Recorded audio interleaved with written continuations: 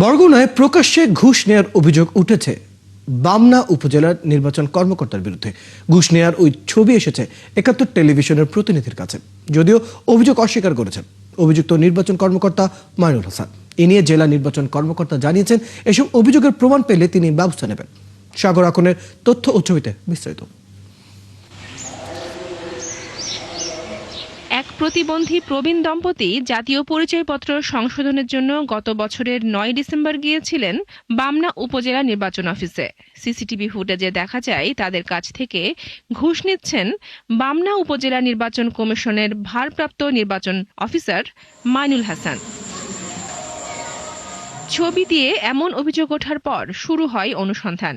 বেরিয়ে আসে জাতীয় পরিচয়পত্র সংশোধন হোক বা ভেরিফিকেশন, যে কোনো সেবা পেতে হলে উপজেলার বাসিন্দাদের দিতে হয় ঘুষ।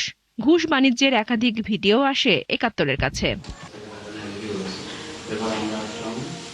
পরে ভিডিওর সত্যতা যাচাই করতে পরিচয় গোপন রেখে কিছু নকল কাগজপত্র নিয়ে জাতীয় পরিচয়পত্র সংশোধনের জন্য গেলে প্রতিবেদকের কাছে ১০,০০০ টাকা দাবি করেন।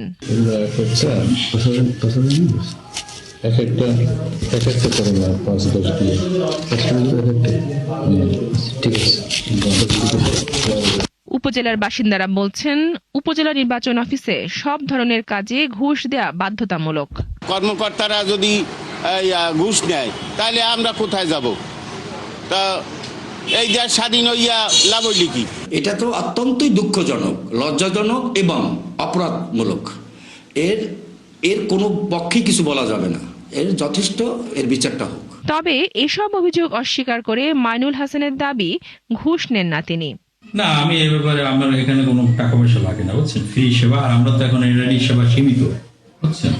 এনআইডি সেবাতে এমনিতেই বন্ধ আছে, এই আর কি। আমাদের এখানে সবকিছু ফ্রি, আমাদের ওখানে লাগানো আছে যে আমাদের এখানে সেবা নিতে কোনো কিছু লাগে না। অভিযোগ পেলে ব্যবস্থা নেয়ার কথা জানিয়েছেন বরগুনা জেলার নির্বাচন কর্মকর্তা। এই ধরনের অভিযোগের সত্যতা প্রমাণিত হলে সেটাই হোক, তার বিরুদ্ধে ঊর্ধ্বতন কর্তৃপক্ষের সাথে আলাপ আলোচনা সাপেক্ষে ব্যবস্থা গ্রহণ। এমন নির্বাচন কর্মকর্তার অধীনে আসন্ন ত্রয়োদশ জাতীয় সংসদ নির্বাচন সুষ্ঠুভাবে সম্পন্ন করা নিয়ে সংশয় জানিয়েছেন ভোটাররা। বনশ্রী হালদার, ৭১।